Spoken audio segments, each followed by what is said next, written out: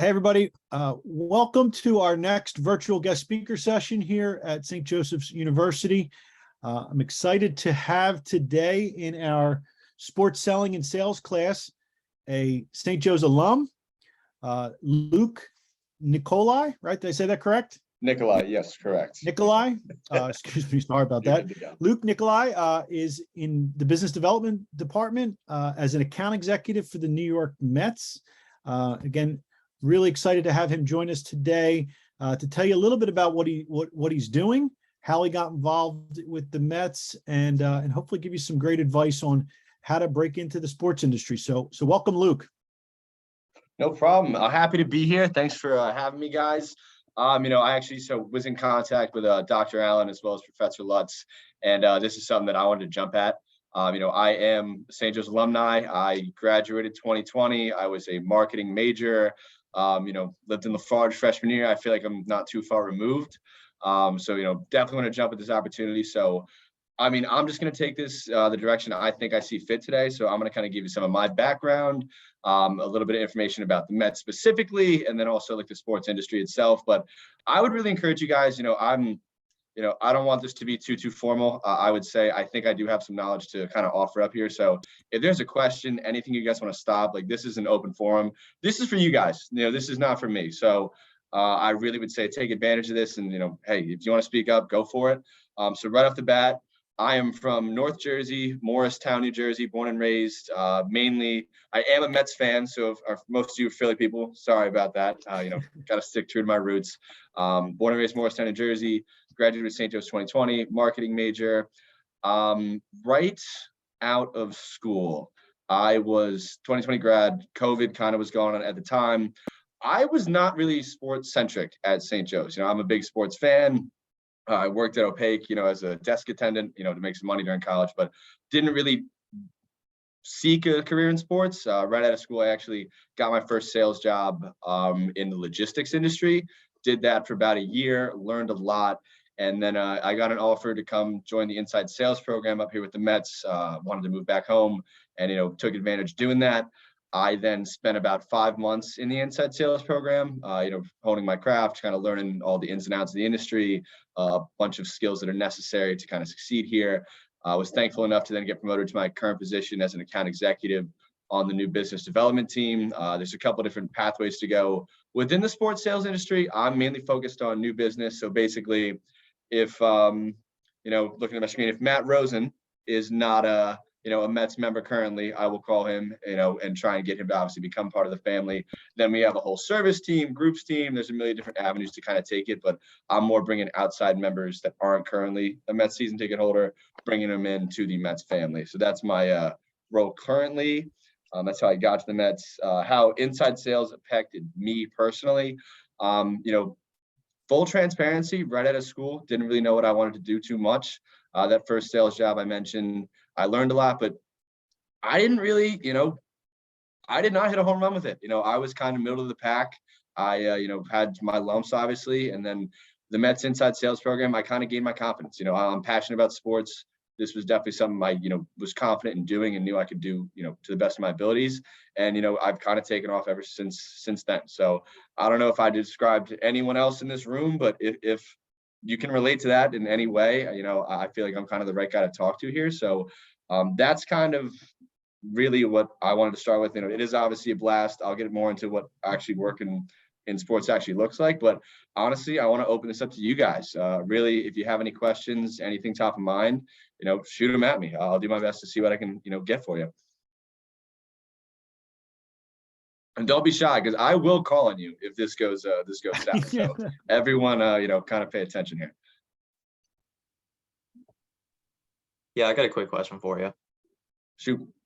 So what was like the biggest challenge that you had to overcome, and how did you overcome it while joining the Mets, like early on?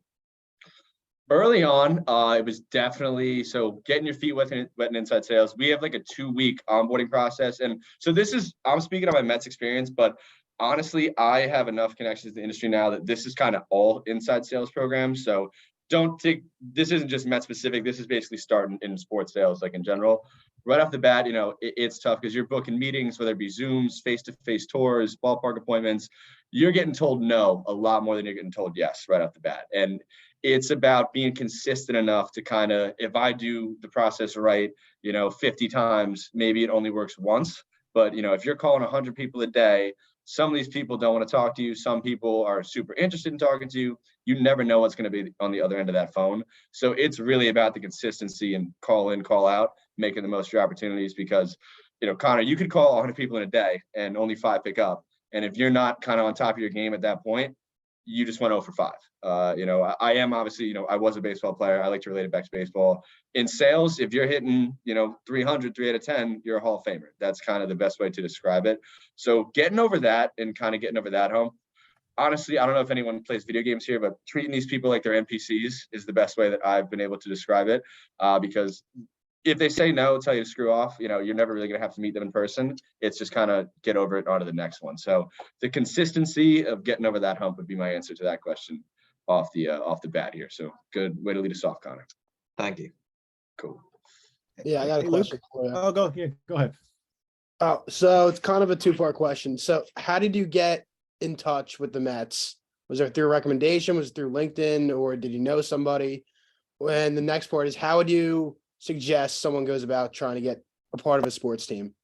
Got it. Sounds good. So I'll go me specifically first and then my advice second.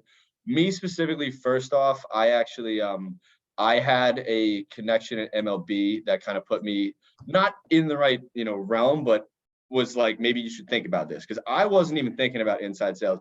I honestly thought, dude, right off the bat, I was like working for the Mets, like, oh, that'd be a dream come true. Like, I could never, like, that wouldn't actually happen to me. Like, I thought it was just far-fetched, impossible idea. But, really looking at it, I applied online. I then had, someone, Abby Higgins, who was my boss to start. She's now a different team, but she literally just called me when I was at the job I was at. And I was like, yeah, I'll take it. I literally went outside to the parking lot at my current company that I was at the time, hopped on the phone, did like a 30-minute, phone call, got scheduled for a follow-up Zoom. And, sure enough, they offered me the spot and I kind of took it right off the bat. So that was me. But for landing a job in the sports industry, it's really not going to just like come up to your doorstep. There's so many people that do want to get into it. You have to take the initiative. Like, you got to go.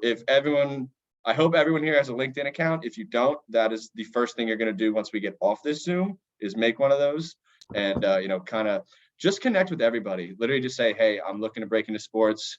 Inside sales managers, account executives, not just for the teams you're looking for, but, the whole industry, whether it be the Denver Nuggets or the Minnesota Lynx, any team, just shoot out connections. People here are eager to help. They're eager to pass their knowledge on. So, I think you'll have a pleasant surprise if you take the initiative, and I think it'll work out best for you, as opposed to sitting there, fingers crossed, waiting for, someone to come knocking on your door, because that's not necessarily going to happen. You got to kind of go take it. Cool, thanks. No problem. What were you about to say, Professor Lutz? Sorry. Luke, I'll ask you a question. So, what's it like working in baseball with 82 home games and special events and client events? What's that like? That's a great question. I'll kind of walk you through.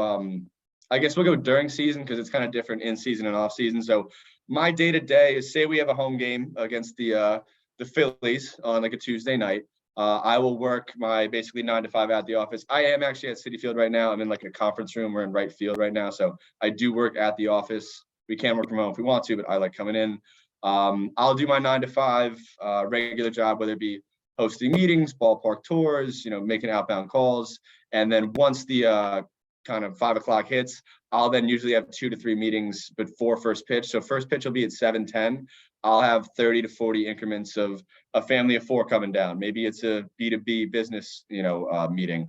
I'll kind of walk them a quick little tour out through the ballpark. I sit them down in a club space and I start pitching ticket plans. I usually like to say it's a collaborative effort, because I'm kind of doing my best to listen to what you're actually telling me and kind of give my best recommendation from there. But then once kind of first pitch hits and I'm done with my meetings, I'm kind of done. I'm out of here. I don't have to stay for the whole game or anything. I usually watch the rest of it, but from spending 9 to 7 at Citi Field, I usually kind of go home and watch on TV just because I got to get ready for the next day. But working in sports is awesome. It's a lot of fun. It's rewarding. It is a lot of hours though. It is. You do obviously get paid for it, so it makes it worth your while. But it is not just this obviously walk in the park that someone might think it might be. It's a grind, but it's definitely rewarding. The people that I work with make it all the more fun. I'll walk by players sometimes. There's a lot of cool perks that come with it, but you definitely do have to earn it too. So did that answer the question in full? Or Yeah, it's great. cool. Anybody else? Someone step up before I have to Yeah, I was gonna ask, like when you first get into the inside sales, like kind of training programs, what's the culture like? Because I know it's really competitive. Competitive is a good word. However, that's just kind of the surface level of it. Camaraderie would be another word that I gave. Like when I started inside sales, there's really nothing like inside sales, honestly, because I have a different job to speak on that, it was cool. I loved it. It was great. But inside sales, it's almost like a continuation of college in a way of you're starting off with a group of, 8 to 15 to 20 new people that you're all in this together. So you'll have like specifically here a 2-week onboarding process where we teach you the roadmap, XYZ, the ins and outs of how to kind of work it. Then once you hit the phones, you guys are all in it together. I actually I was working from Jersey. So I was commuting like 2 hours in the beginning from Jersey to Citi Field. And then once I did get promoted into my current role now, I actually moved to Queens, and 2 of my roommates are actually coworkers that I made friends with in inside sales. So it's definitely a different atmosphere than just a traditional, I guess, run-of-the-mill job that you guys could think of. You make some of the best friends you'll ever have in the inside sales program. It's almost like the freshman year of college, a kind of way to, it's a good way to put it. You're thrown into a new environment, and you kind of make some of the best friends that you can, ask for. So it's definitely not something I'd say about every job, but inside sales specifically, it gets you up in the morning. It's something that gets you excited. It's I'm very thankful for my time and where it got me. So hopefully that answers your question. Ooh, we got a hand raise. Grant, love it. Let's hear. Yeah, I'm kind of on the similar track that you described, sports marketing majoring, but haven't really sought out any teams yet. I was a sales representative for Kellogg's, so kind of on the same path as you. What new roles came with the account executive position? Good question. So I'll speak on my experience with the Mets. The inside sales program is pretty much where everyone starts off. That is actually kind of directly correlated to my new business role now. I went the new business route. I was I wanted to do the hunting as opposed to kind of being the hunted. So I didn't really care if you told me no. I was on to the next one. Some people weren't as enthusiastic about that. So some people decided the service track, whether you have a book of business. So whether that be like one of my roommates now who's in the service team, he has like 600 accounts that, say I sold, I then would pass off to them, and their job is to retain them, make sure they're here year after year. So their events are not necessarily sales related, but more service related, keeping their customer base happy. So there's a little pocket for everybody. The other group here is the groups team. That's basically, I need, or Professor Lutz has taken, all of SJU out. He needs 1,000 tickets to the Mets game for one day. There's a whole team that kind of does that too. That's more inbound and calling schools, businesses. I'm kind of more like the family of 4. We do B2B obviously as well, but I'm more anything from a full season plan all the way down to our quarter season options. So ticket plan based. So there's some for everybody. It's not like you have to fit in this cookie cutter. I have to be really good at cold calling or, XYZ. There's each team does it differently too. So we have 3 teams at the Mets, but I know some connections over with the Washington football team, or the Commanders now, I guess. The Brooklyn Nets, they have a different setup too. So everywhere you do it is going to be a little different, but that kind of structure is the same pretty much throughout the industry. I have a question. So I was looking yesterday, just for fun. I was looking at like Yankees, like 20 game plans. So what makes someone Okay. want to like go through you? Like what makes someone want to go through you rather than just go on like a team's site and look through it on there? Would that like be, would they people call you if they had a question, or would you like, how would that work? Because you're kind of Good question. I'll dive into that. So it's for you specifically, Alex. Like if you're looking on the website, like looking to do a plan, like you're a whole different like client base. Like if you're interested, that's great. We love that. I'll be calling people that don't even know I exist. I'll be calling people that went to like 1 or 2 games last season, trying to drum up business that way. I do get some people, like I'll get hand raisers that'll tell me like, oh, I want the 20 game plan. And it's like, great. Those are kind of the layups. The harder ones are the people you call that you have to chase down for 5, 6 different touch points and, kind of convince them as to why. Because it's not really like, you'd be so surprised. People think I just talk like Mets baseball all day with like, yes, I do, but that's not what makes my clients want to, purchase a package from me or come meet me in person. It's, like Alex, if I find out that you're like a golfer or, your kids love baseball, like it's really just building relationships. Like, honestly, you'll see, I read at college, even now, life is sales. It's, convincing, trying to ask that girl on a date. Like it's the same thing in essence that I'm doing today, just on a different like playing field. Like, yes, I'm trying to sell you obviously a ticket plan, but if you don't like, know, and trust me, even if you want it, I'm going to seem a little sleazy. So it's all about building relationships and getting people to buy into me as opposed to like the package itself. Because they already know that, the Mets are, playing baseball, 20 game plan, whatever. It's kind of all the excess stuff on top of that really gets you the rewarding and, lets you obviously do well in the sales business. So I kind of went on a tangent there. Did that answer your question? Yeah, no. I got what you mean. And golf was a great, Okay. by the way. So yeah. Are you a golfer? I'm a golfer, so I just threw that out there. Yeah, but that's the thing. You got to throw a million different That was- lines in the sea, and then one of them's gonna catch. That's kind of the thing. Like I honestly on the phone, I talk out of my ass. I say absolutely everything, and someone eventually is gonna latch onto something, and bang, now you're in the ring. Hey, Luke, to continue on that topic you just hit on.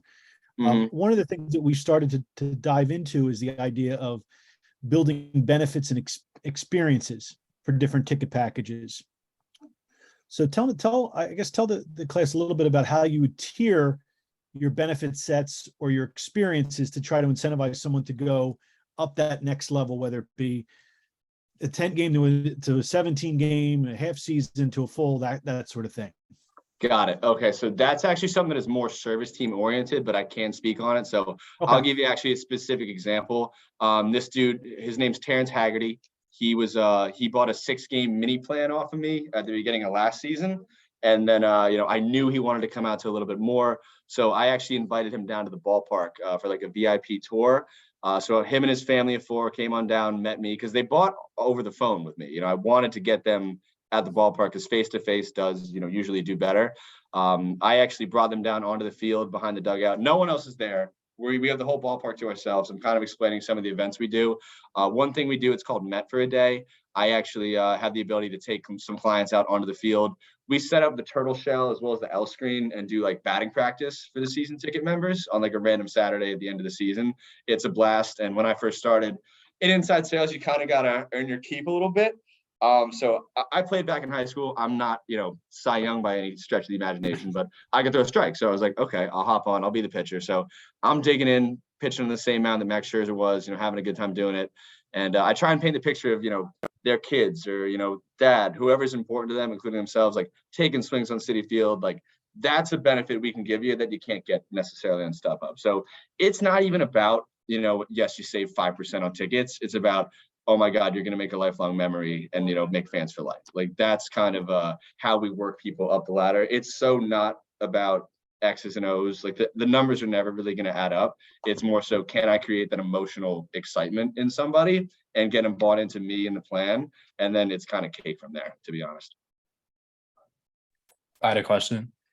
What's up? So like obviously in this industry, like you deal with rejection a lot and a lot of people saying no. Like, do you ever like go back to those people or like, do you have any like tips and tricks on how to deal with, getting said no to, 50, 100 times a day, maybe? Yeah. My biggest tip would be you control your own day as a sales rep. Like there's always going to be more leads. One thing that I learned the hard way is a lot of people early on chase what we call false hope. If you got a client that's, oh, just send me an email, or, oh, call me back in a week. Like, I'm about to hop into a meeting. If someone ever picks up the phone and tells you they're about to hop in the meeting, they are lying through their teeth. That is just already what the case is. But yeah, don't be chasing after those people. You just give a quick, like, oh, I can be brief, see if they're still interested. And that's called a brush off. I don't know how in depth we are with the sales stuff yet, but there's a science to all of this phone call wise. So once you kind of get into it, you'll obviously learn, where to take it. But yes, the rejection's tough, but honestly, my favorite part about it is if someone will literally tell me to F off on the phone, I will look at the person I'm sitting next to that I'm friends with and like laugh about it and then get on the phone again. So don't take it to heart, because these people obviously don't know you. If they were to meet you in person, and Zach, if they looked you dead in the eye, shook your hand, they would not be telling you to screw off. It's just, random sales guy on the phone that, I'm having a bad day, let's take it out on him. So if you can separate those two, that actually really doesn't become an issue. But right off the bat, that is definitely a struggle for any sales role, not necessarily sports specific, but really, if you just laugh about it, that's kind of the best way to kind of handle that. Thank you. So you just mentioned the leads, and Professor was talking about when he was making calls and he only had the phone numbers of the yellow pages. So my question is, what is included in a lead nowadays? Like, how much information do you get about like a potential client? That's a good question. So I get chirped a lot actually by my current bosses, because when they started, it was just like yellow phone book, good luck, kid. Now we have a whole database here with the Mets where I will, more often than not, I can tell what bucket you were in, whether it be a single game buyer or, you went to a playoff game. I have like phone number, email address. We have a text app that I can text people with. So I have fun. I like to get creative. If Mario, if I were to call you and you hung up on me immediately, I would call you back and be like, oh, we must have gotten like lost in a tunnel. Like, your signal's off. Like, how's it going? Try and get someone to laugh. I'll shoot people texts, emails. There's a million different ways to kind of reach out. We have a specific like touch point process. That's new actually when I started. So like, say you're in a single game buyer bucket, I'll have like a 12-day process of like, there's 5 calls, 3 emails, 1 text like mixed in. And so it's kind of all automated. So you don't really have to keep track of that yourself. It kind of just pops up and populates. Like, before I hopped on the Zoom, I was mid call block where I was, 30 calls in for the day. I'm just clicking through outreach. It's telling me what to do. I go ahead and execute it. So it's good to keep good notes, because you're not going to remember to the person you talked to yesterday that you had a great conversation with, because that's all you're doing all day. So it's good to obviously log notes, but they really set you up for success on like the leads they give you, and how they're quantified and qualified. But also, I do self prospecting on my own. That's more how I find other businesses I talk to. I'll go onto like Google Maps, LinkedIn, Zoom Info, the whole 9 yards there, and basically there's a million different ways to kind of generate leads that way as well. Matt? I will go Matt and then Dan. Yeah. Yeah. Thanks. I was just wondering, because obviously you said you went from a logistics company to inside sales. I was just wondering about some specific like skills that took you from logistics company all the way through inside sales. Got it. I actually, even though I have enjoyed the Mets role I'm in so far more than I did the logistics company, that wasn't necessarily industry based, I don't think, because the process was the same. Like, the sales role is kind of the same. I took that sales role for the logistics company. I was in Nashville on spring break when I got the offer. COVID hit when I was in Nashville, literally. And then it was like, okay, I got a job offer. The world's shutting down. I guess we just take it. I kind of took my sales lumps through that first role, and that set me up so much better for my inside sales role with the Mets. Because when I started inside sales with the Mets, I was 20. I just turned 23, and some of the other people I was, in my class with were 22 right out of college. I had like a full year of sales experience already under my belt. So that kind of really helped me, propel. So that's kind of a chicken or the egg question. Because if I didn't have that logistic experience, I don't know if would have been as successful in the inside sales experience. But the main thing I learned is that don't really take it on a sales role. Don't take it too seriously. Like, you got to have fun. If you're just being disingenuous or not wanting to be there on the phone, the client's prospect's going to hear that. They can tell immediately.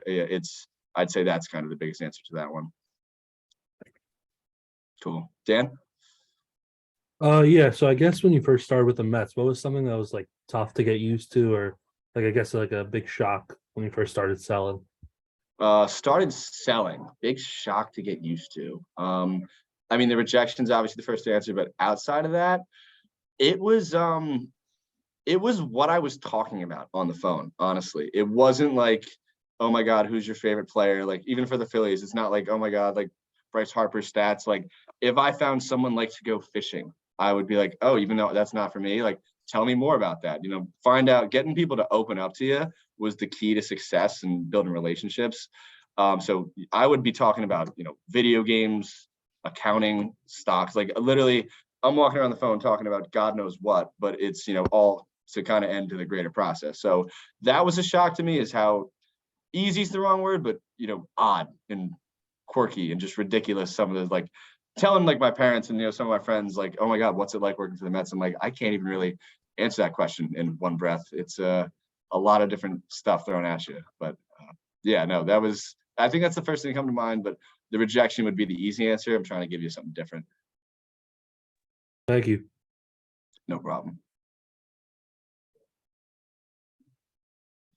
Anybody else got anything for me? I can stay on past if we need, but, you know, I want to make sure we get everything on the table. No, look, we appreciate your time. And again, I guess we could have a few more questions here, but I guess one thing I would say, I'm going to ask you a couple questions just personally, like, what do you love about working for the Mets or working in sports? Well, I'm a Mets fan specifically. That actually, you know, that it doesn't play too much into it. You know, I think I'd have the same experience working anywhere else, to be honest. But it gets me out of bed in the morning, honestly.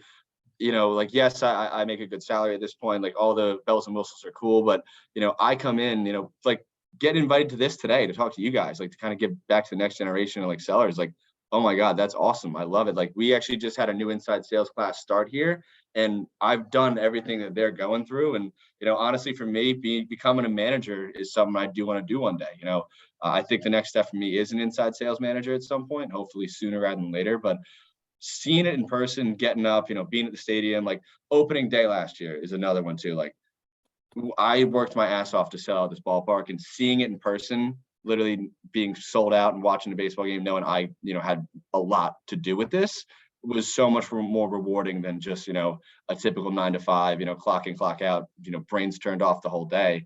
The people are also, I'm giving you a long-winded answer here, but, you know, you're going to meet so many like-minded people. Everyone has fun here. It's a good time. It's not just Mets fans or any team you go to. You know, one girl, her name's Bailey Short. She lived in Manhattan, Kansas, had never watched a baseball game in her life before, moved out to New York when she got this offer just because she was personable. And like, that's what she used. So you don't even have to know baseball. Like, I still go out on weekends with some of my coworkers here. Like, it's just, it's a special place, the sports industry. It really is, honestly, because I can speak on it, having a job outside of it.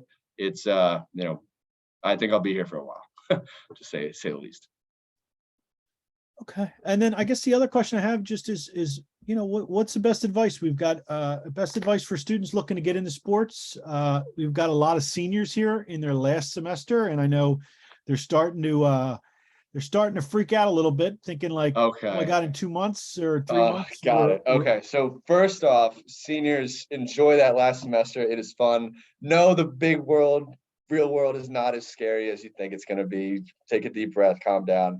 I did not have a job offer until 2 weeks, you know, basically before graduation. I was freaking out. Don't freak out. Honestly, I kind of wish I took a month or two to maybe travel or just hang out, because, you know, once you started, you're in it. And then, you know, because I started 2 weeks after I graduated, and, you know, just worked a little bit thin.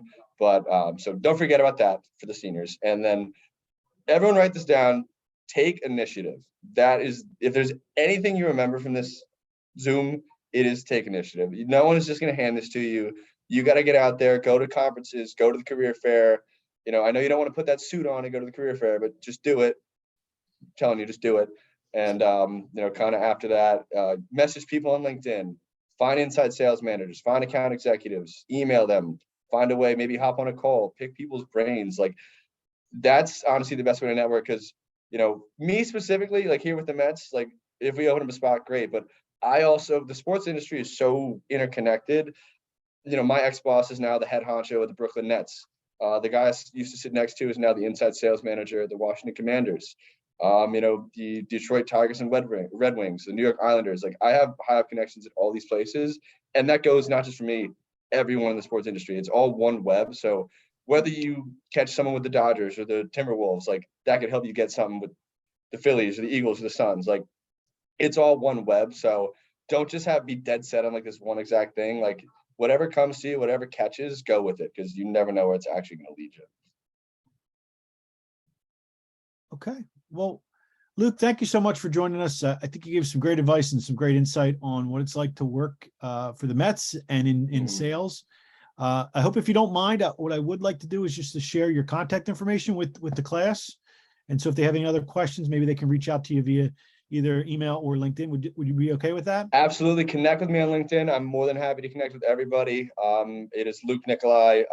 Professor Lutz does have my information. Professor Lutz has my email, as well as my 2 inside sales managers' email. If you took something away from today and you want to learn more, as I said, take initiative, type up an email, attach me, attach my 2 inside sales managers, try and schedule a phone call, go for it. I'd say that's the best thing, because I'm not going to do it for you. That's kind of the one thing. You guys are going to have to, if you're liking what you're hearing, get out there and, shoot that email. That's, I guess, my best advice. So Professor Lutz has all that information. If he needs any more, Professor Lutz, reach out to me. I'll hook you guys up, because, I'm happy to give back. St. Joe's holds a special place in my heart. I don't think I'd be here without, the education I got there today. So, I'm more than happy to kind of do everything I can for all you guys. All right. Thank you very much, Luke. I appreciate it. And hopefully we'll be in touch soon. No problem, man. We will. Have a wonderful rest of your day, guys. And the Hawk will never die. Let's go. Thank you. All right. See Thank guys. you. Nice meeting everybody. you.